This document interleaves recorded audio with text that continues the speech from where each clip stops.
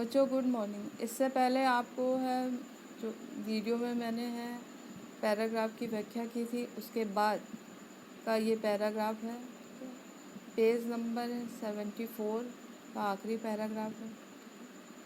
तो इसमें जब भक्तिन महादेवी वर्मा के पास काम करने के लिए आई तो उसके जीवन का चौथा और अंतिम परिच्छेद आरंभ हुआ।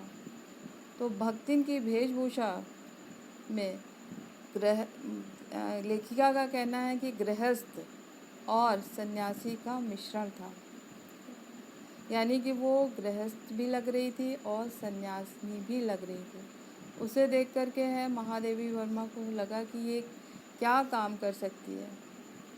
तो उन्होंने सोचा ये खाना बना सकती है। तो उन्होंने उससे पूछा क्या तुम खाना बनाना जानती हो। उत्तर पर उसने बहुत आत्मविश्वास से होठ को सिकोड़ करके और आश्वासन देते हुए कहा, ई कौन बड़ी बात है, रोटी बनाए जानित है, दाल रान लेत है, साग सब्जी सौंक सकत है, और क्या।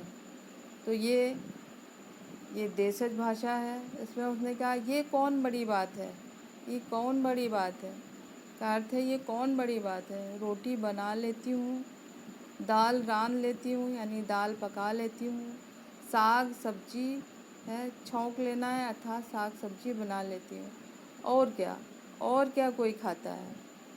अर्थात उसके हिसाब से कि खाना यही है और वो बहुत अच्छी तरह से बनाना इसे जानती है। तो उसने अपने दिन का प्रारंभ इस तरह से किया। दूसरे दिन तड़के माने सुबह उसने है अपने है कई लोटे पानी डाल करके है जो लेखिका की धुली हुई धोती थी उसे भी वो लग रहा था कि वो भी पवित्र नहीं है, ठीक है। तो उसे है पवित्र पानी डाल करके पवित्र किया, ठीक है, और पूर्ण अधिकार से, ठीक है, में है और है पूर्ण अधिकार से रेखा की रसोई घर में प्रवेश किया। और उसमें प्रवेश करने से पहले उसने क्या है 2 लोटे है सूर्य को जल चढ़ाया और है 2 मिनट है नाक दबा कर के जप किया। और उसके बाद उसने है एक कोयले की एक मोटी रेखा खींच दी, ठीक है, और वो क्या है लेखिका के चौके में अर्थात रसोई घर में प्रतिष्ठित, यानी प्रतिष्ठित मीन्स होता है विराजमान है। तो वो मोटी रेखा लेखिका का कहना है उस लक्ष्मण रेखा की भांति थी जिसे सीता की रक्षा के लिए है लक्ष्मण जी ने खींचा था कि उसके भीतर कोई प्रवेश नहीं कर सकता है। तो इसी तरह से उसने भी जो वो रेखा खींची थी तो उसके भीतर उसकी मालकिन भी प्रवेश नहीं कर सकती थी, ठीक है। तो लेखिका का कहना है कि वो अपने भोजन के समय या भोजन के संबंध में नितांत माने बिल्कुल भी वीतराग मतलब होता है कि वो ज़्यादा अपने खाने पीने पर ध्यान नहीं देती थी, परंतु पाक विद्या में वो अर्थात खाना बनाने में वो परिवार के लिए प्रख्यात माने बहुत अधिक प्रसिद्ध थी। अर्थात परिवार वालों को वो क्या बहुत अच्छा खाना बना करके क्या खिलाती थी और उनकी पाक कला की, उनके खाना बनाने की सभी प्रशंसा करते थे, ठीक है। तो अगर कोई भी व्यक्ति किसी भी कार्य में कुशल होता है तो दूसरे के कार्यों में अगर वो अच्छा नहीं है तो उसमें कमी उसे दिखाई दे जाती है, ठीक है। तो लिखा गया ना कि कोई भी पाक कला में अर्थात खाना बनाने में के काम में अगर है बहुत अच्छा है तो दूसरे के बनाए हुए खाने में वो नुक्ताचीनी का अर्थ होता है कमी निकाल सकता है, ठीक है। परंतु लेखिका का प्रवेश ही उनकी रसोई घर में वर्जित था, इसलिए छूत पाक मीन्स होता है कि छुआछूत, कि अगर छू लिया गया तो वो क्या है खाना अपवित्र हो जाएगा। तो उसमें बहुत से ऐसी स्त्री और या बहुत से ऐसे लोगों की बात लेखिका को ध्यान में आ गई कि क्या है कि वो इस नियम का इतना अधिक पालन करते हैं कि अगर उन्हें है लगने लगे कि किसी ने रसोई घर में प्रवेश किया है या किसी ने इस नियम को भंग किया है, तो वो क्या है अपने भूखे मर जाएंगे, परंतु अपने इस नियम को नहीं तोड़ेंगे। इसीलिए ये याद करके, स्मरण करके और भक्तिन बार बार शंकाकुल मन होता है, शंका से व्याकुल है दृष्टि से, शंकित दृष्टि से देख रही थी कि कहीं लेखिका ने है कोई चीज़ छू ना ले रसोई घर में, जिससे कि उसकी क्या है पवित्रता भंग हो जाए। ठीक है, तो इसने निषेध मीन्स होता है कि अर्थात लेखिका का प्रवेश वर्जित कर दिया है।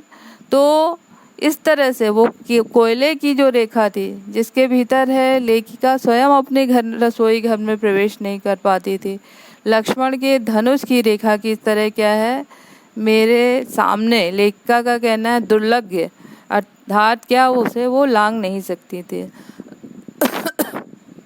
इस तरह से निरुपाय मतलब होता है कोई उपाय न सूझ करके वो चुपचाप अपने बिछौने पर लेट गई और है अपने पुस्तक पढ़ने लगी, और उस उन्हीं के रसोई घर में चौके पर उन्हीं के रसोई घर में अधिकार जमा करके बैठी हुई उसे भूलने की चेष्टा करने लगी। अब इसके बाद बच्चों, इसके बाद वाला पैराग्राफ है, तो ये भी बहुत ही अच्छा पैराग्राफ है और बहुत ही लेखिका ने इसका बहुत ही सुंदर वर्णन किया है। ठीक है, तो जब है उसने भोजन के समय में लेखिका को उसने एक निश्चित सीमा के अंदर, जैसे पहले बताया कि क्या है उसने क्या है कोयले की रेखा खींच दी थी, और वो जो लेखिका के लिए लक्ष्मण रेखा की बात थी क्या हो गई थी कि उसे वो लांग नहीं सकती थी। तो जब है एक उसने भक्तिन ने लेखिका के स्वयं के घर में उनका एक स्थान निश्चित कर दिया था कि वो यहीं पर बैठ कर के क्या है खाना खाएंगी, यहीं ग्रहण करेंगी। ठीक है, तो एक निश्चित सीमा के भीतर जब है निर्दिष्ट उसके द्वारा बनाए गए, निर्दिष्ट मीन्स होता है उसके द्वारा जो निर्देश दिए गए, इस शब्द का अर्थ है उसके द्वारा जो निर्देश दिए गए उस स्थान पर जब है लेखिका ने अपना स्थान ग्रहण किया, तो भक्तिन ने बहुत प्रसन्नता से लबालब मीन्स होता भरी हुई दृष्टि से, तो भक्तिन ने प्रसन्नता से भरी हुई दृष्टि से और आत्मतुष्टि से और अपने आप संतुष्ट होकर के, ठीक है, आत्मतुष्टि से अप्लावित, इस शब्द का अर्थ है कि अप्लावित माने भरा हुआ होना, आत्मतुष्टि माने होता आत्म संतोष से भरे होकर के।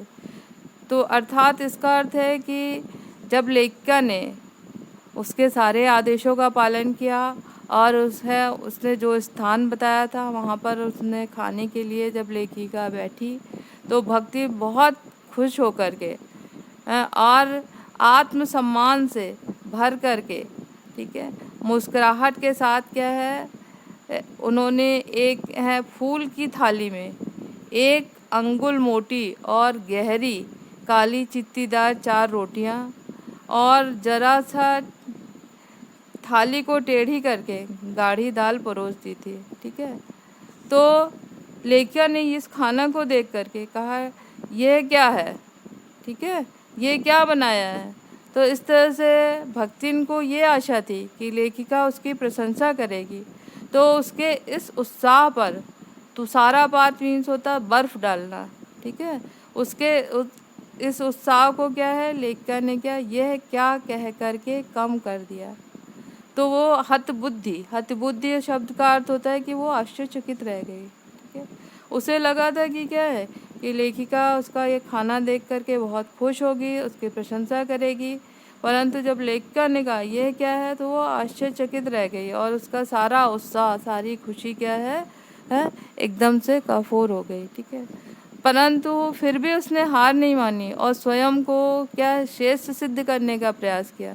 उसने कहा रोटियां अच्छी हैं, सेकने के प्रयास में कुछ खरी हो गई। खरी मीन्स होता है कुछ ज़्यादा ही क्या है उन्हें सेक दिया गया है, पर क्या है अच्छी हैं, यानी उसने अपने बनाए खाने की स्वयं ही प्रशंसा की, ठीक है।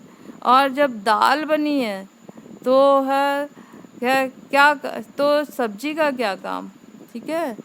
दाल शाम को वो दाल ना बना करके तरकारी बना लेगी, अर्थात क्या बनाना खाने में, क्या अच्छा है, वो सब क्या भक्ति ही निर्धारित करेगी, तभी लेखिका उसे खाएगी, ठीक है। और ये लेखिका की कमी उसने निकाली कि उसे दूध घी नहीं अच्छा लगता है, नहीं तो वो क्या है दूध घी दे देती तो सब ठीक हो जाता। अब ना तो हो तो वो लाल मिर्च की चटनी पीस ले, उससे काम ना चले तो वह गांव से अपनी गठरी में से थोड़ा सा गुड़ दे देगी। और शहर के लोग क्या कलाबत्तू खाते हैं, अर्थात उसने क्या है लेखिका के ऊपर ही आरोप लगा दिया है कि शहर के लोग कलाबत्तू एक तरह की मिठाई होती है जो कि क्या लौकी और खोए को मिला करके बनती है। तो शहर के लोग क्या यही सब तो खाते हैं कि दाल है, अगर है बनाई है तो इसलिए सब्जी नहीं बनाई, अगर ना हो तो लाल मिर्च की चटनी पीस ले। उसने लेखिका का विचार नहीं जाना कि उसे क्या अच्छा लगता है, कि वो लाल मिर्च की चटनी खाती है या नहीं, ठीक है। अगर उस पर भी काम नहीं चले तो वो गांव से थोड़ा सा गुड़ ले आए, तो यही सब तो खाया जाता है। अर्थात है लेखिका की पसंद नापसंद कुछ नहीं है, बल्कि वो जो खिलाएगी वही लेखिका को खाना पड़ेगा। ये पहले ही दिन खाने से स्पष्ट हो गया था, ठीक है। और ये लेखिका का ही दोष है कि वो क्या दूध और दही नहीं खाती है, ठीक है। और है उसने ये भी बताने का प्रयास किया कि वो कोई फूहड़ और अनाड़िन नहीं है, यानी कि वो पूरे अपने काम में पारंगत है, ठीक है।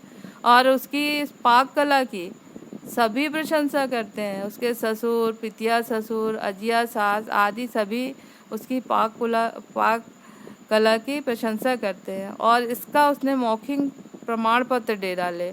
और ना जाने कितनी देर तक उसने है अपनी इस खाने की प्रशंसा के लिए लेखिका को लेखिका को विवश करने का प्रयास किया कि वो भी इस खाने की प्रशंसा करे। इस तरह से भक्तिन के पहले ही दिन के व्यवहार से लेखिका को स्पष्ट हो गया कि क्या है उसे ही भक्तिन के सेविका के अनुसार बदलना होगा, वो उसके अनुसार नहीं बदलेगी। भक्तिन के लेक्चर को सुन करके कि मीठे से विरक्ति होने पर, यानी मीठा ना खाने पर भी है, और थोड़ा रुक से विरक्ति माने होता है कि मीठा अच्छा नहीं लगता, विरक्ति मीन्स होता है अच्छा न लगना, ठीक है। लेखिका बिना गुड़ और घी से भी लेखिका को अरुचि थी, उसे गुड़ और घी भी नहीं अच्छा लगता था और मीठा भी नहीं अच्छा लगता था। इसलिए वो रूखी दाल और एक रोटी खा करके जब है यूनिवर्सिटी पहुंची, ठीक है। जैसे मैंने पहले बताया न्याय सूत्र है पढ़ते पढ़ते शहर और देहात के जीवन के इस पर विचार करने लगी। अर्थात पहले ही मैंने बताया था कि लेखिका क्या ने प्रयाग महिला विद्यापीठ की स्थापना की थी और स्त्रियों की शिक्षा पर बहुत अधिक जोर दिया था, ठीक है। तो पठन पाठन में उनकी बहुत अधिक रुचि थी, ठीक है। तो इस तरह से वो है रूखा सूखा ही खा कर के भक्तिन के बनाए खाने के कारण क्या वहाँ पहुँची। बच्चों समझ में आ गया? अगर नहीं समझ में आया मैं बार बार पूछती हूँ कि जो जिस शब्द का अर्थ ना समझ में आए और जो प्रश्न समझ में ना आए वो आप पूछ लीजिएगा, ठीक है। फिर इसके बाद है अगला पैराग्राफ है, ठीक है। तो इस तरह से उसने भोजन बनाने की व्यवस्था की भक्ति ने, ठीक है। और है उसने है उसका स्वभाव इस तरह से था कि वो जो बनाएगी वही अच्छा है, और है उसे है लेखिका को वही खाना पड़ेगा। लेखिका का स्वयं का घर था और रसोई घर था, परंतु भक्ति ने उसे पूछना कभी भी उचित नहीं समझा, बल्कि जो खाना वो बनाती थी उसके खाने की हमेशा प्रशंसा अब स्वयं ही करती थी, ठीक है। तो इस तरह से भोजन की है उसका बनाया भोजन है लेखिका नहीं खा पाती थी, इसलिए भोजन की अलग व्यवस्था लेखिका ने करनी पड़ी। क्योंकि है दिन प्रतिदिन ऐसा बनाया खाना खा कर के लेखिका का स्वास्थ्य गिरने लगा था और परिवार वालों उसके प्रति चिंतित रह रहे थे। ठीक है, तो है ऐसा, इसलिए ऐसा प्रबंध ऐसा हो गया था कि है उपचार का प्रश्न ही खो गया था कि वो क्या उस है सेविका से किस तरह कहती कि वो क्या है उनके अनुसार खाना बनाए। ठीक है, क्योंकि है वो वृद्धा अर्थात भक्ति में बहुत सी बुराइयां थी, परंतु जो सरलता उसमें थी उसके प्रति लेखिका को इतना अधिक जागृत करना अर्थात इतना अधिक उसके प्रति लगाव हो गया था कि वो है अपनी असुविधाएं अपने परिवार वालों से क्या है छुपाने लगी थी। ठीक है, और इसलिए उन्होंने क्या है अलग खाने का प्रबंध किया। ठीक है, इसके अतिरिक्त है लेखिका का कहना था कि भक्तिन का स्वभाव ही ऐसा था कि वो स्वयं नहीं बदलती थी बल्कि दूसरों को अपने अनुसार बना लेना चाहती थी। वो स्वयं भी बदलने का प्रयास नहीं करती थी, समझ में आया, परंतु दूसरों को स्वयं ही अपने अनुसार बना लेने का प्रयास करती थी। तो उसके अपने संबंध में वो परिवर्तन की जरा भी आशा नहीं करती थी।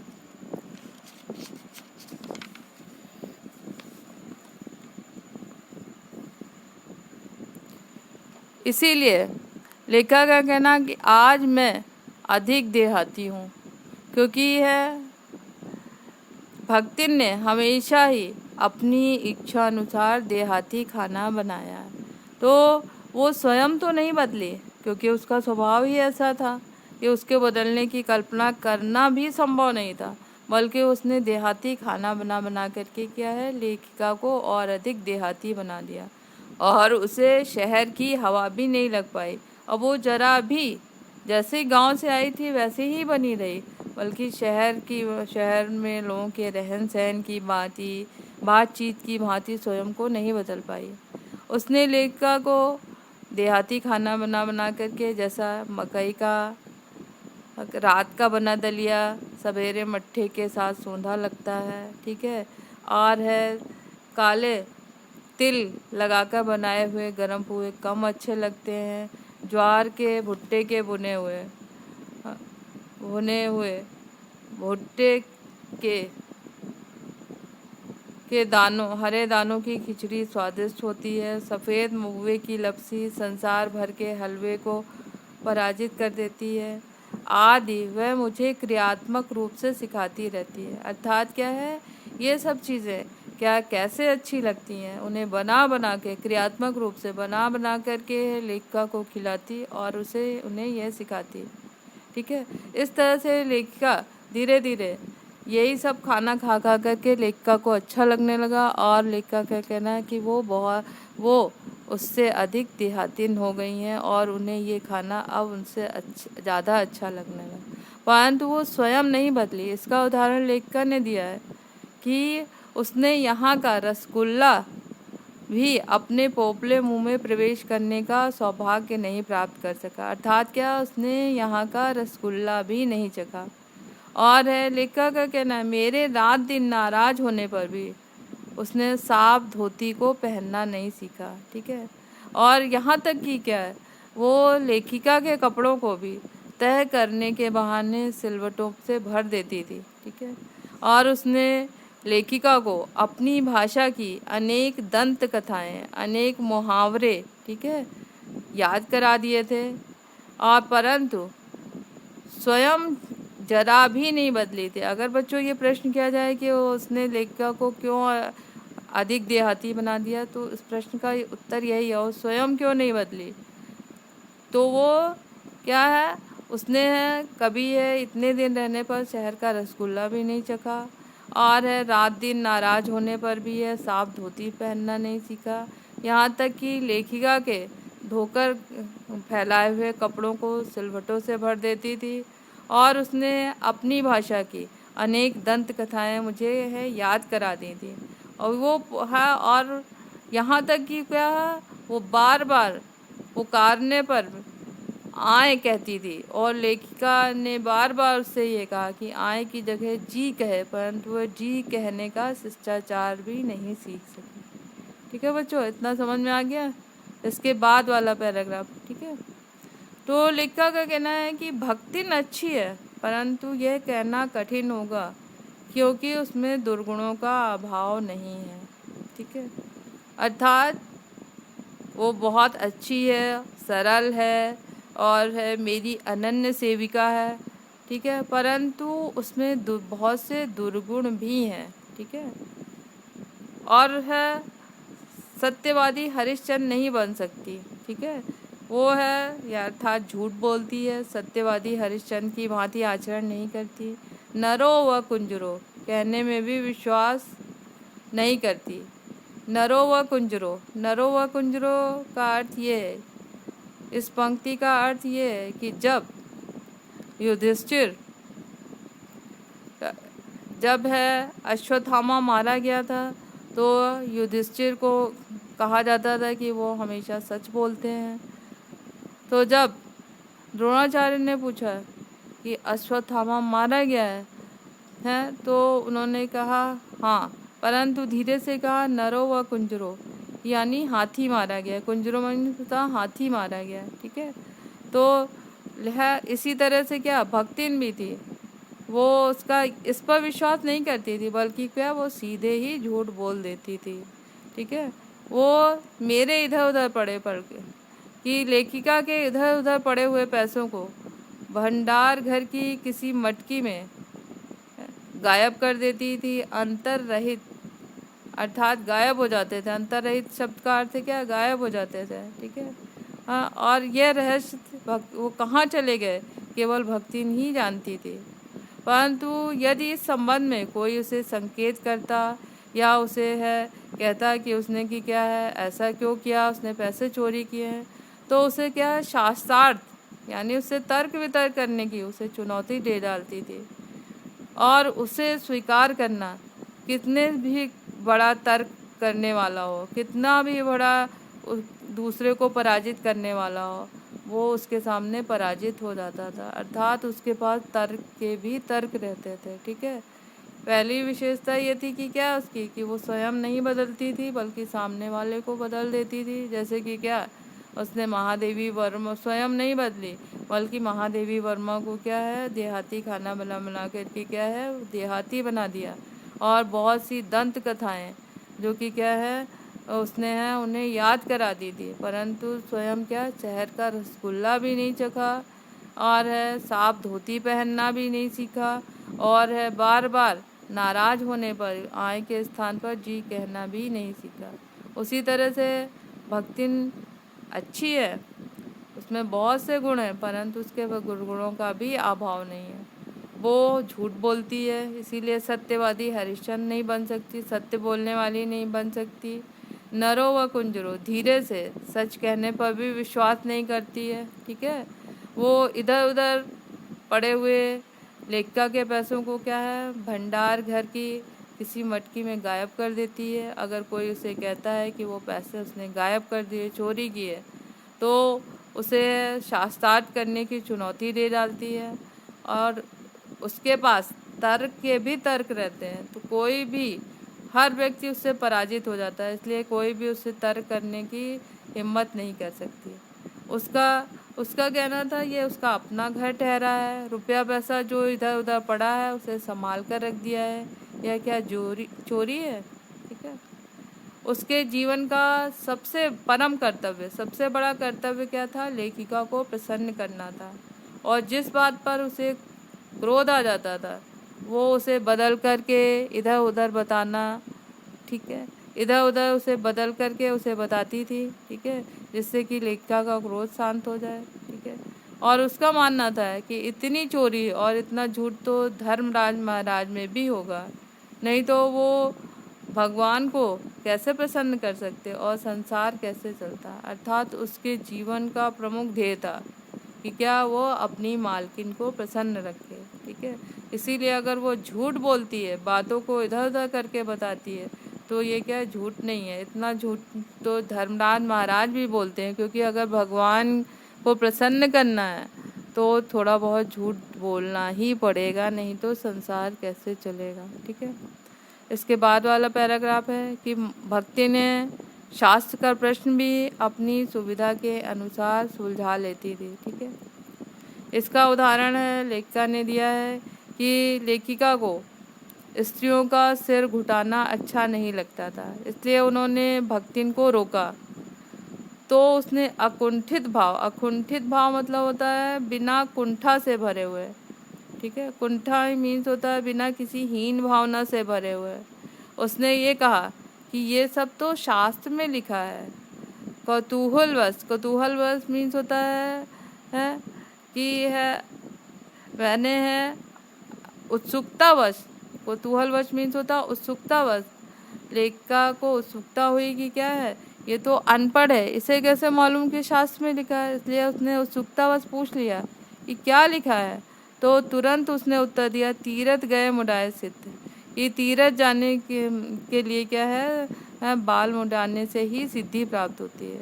तो लेखिका ने पूछा कौन से शास्त्र का यह रहस्यमय सूत्र है, क्योंकि उन्होंने तो बहुत से शास्त्र पढ़े थे, लेखिका को उन्हें तो कहीं भी नहीं पता था कि ये लिखा हुआ है।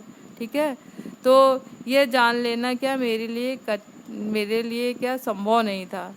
अतः हार करके लेखिका चुप हो गई और भक्तिन का चूड़ाकर्म यानी कि क्या है, बाल मुड़ाना हर बृहस्पतिवार को एक नापित मीन्स होता है नाई के गंगा जल से धुले हुए उसरे से क्या है यथाविधि माने उसी प्रकार क्या है संपन्न होता रहा। ठीक है बच्चों, कितना टाइम हो गया आधे घंटा का हो गया। बंद करो। इतना समझ में आ गया बच्चों। इसके बाद वाला पैराग्राफ भक्तिन के बारे में लेखिका ने तीसरी विशेषता बताई है कि वह मूर्ख है या विद्या बुद्धि के महत्व को नहीं जानती। यह कहना असत्य है। ठीक है, यानी कि वो पढ़ी लिखी नहीं है परंतु वो विद्या और बुद्धि के महत्व को बहुत अच्छी तरह समझती है। ठीक है, वो स्वयं अनपढ़ है परंतु वो जानती है कि उसकी मालकिन बहुत अधिक पढ़ी लिखी हैं। तो वो अपने विद्या के अभाव को यानी कि अनपढ़ होने को वो मेरी पढ़ाई लिखाई पर अभिमान करके भर लेती है। अर्थात क्या है कि उसे लगता है कि उसकी मालकिन बहुत अधिक पढ़ी लिखी हैं और उसकी मालकिन जैसा कोई नहीं है, इसलिए उसे बहुत अधिक गर्व होता है, अभिमान होता है अपनी मालकिन की पढ़ाई लिखाई पर। तो वो है ऐसी मालकिन की सेविका है जो बहुत अधिक पढ़ी लिखी है, इसी पर क्या है गर्व करके वो अपने इस महत्व को क्या भर लेती है। ठीक है, तो उसका उदाहरण लेखिका ने दिया है। बच्चों ध्यान दीजिएगा कि एक बार जब सब उनके काम करने वाले थे तो सब अंगूठा लगा करके क्या है अंगूठा लगा करके क्या है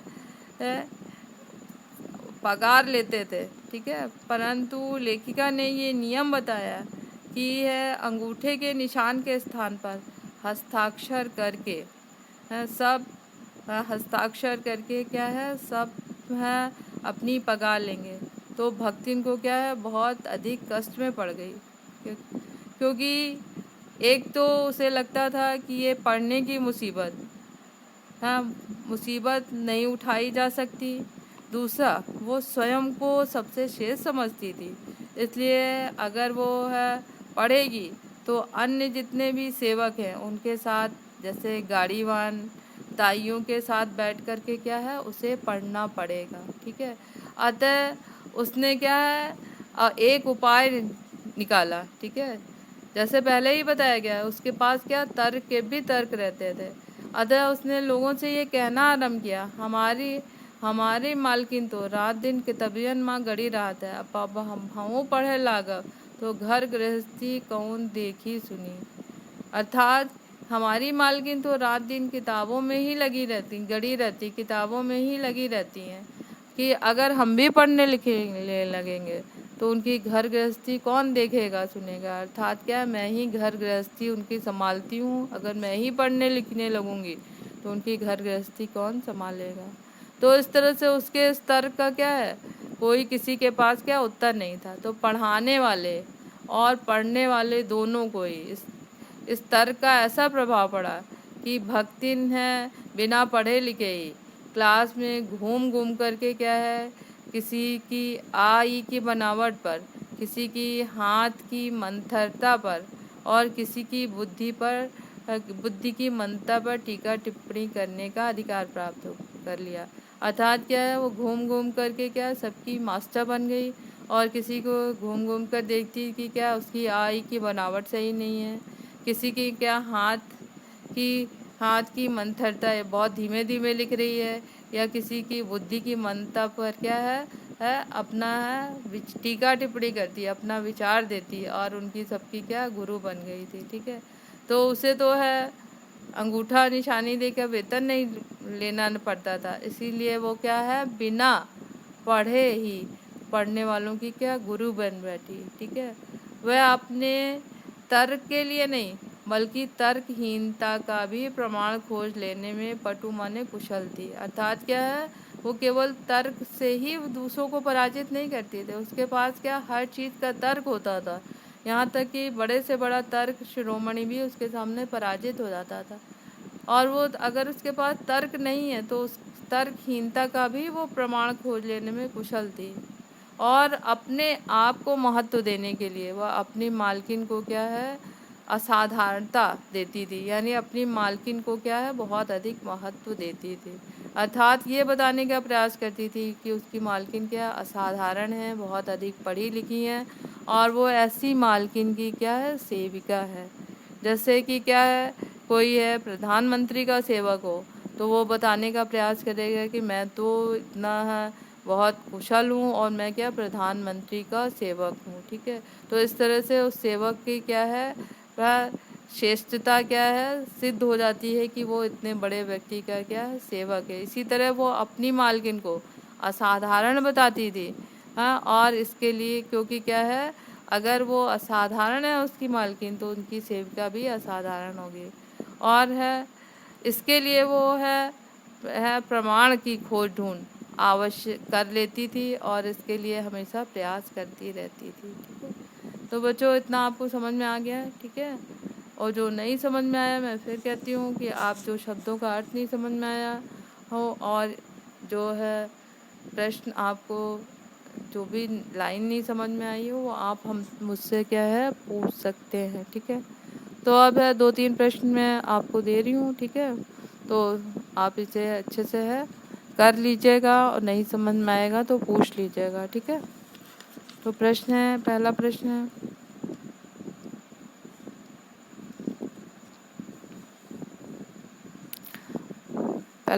है भक्ति ने किस प्रकार का भोजन बनाया।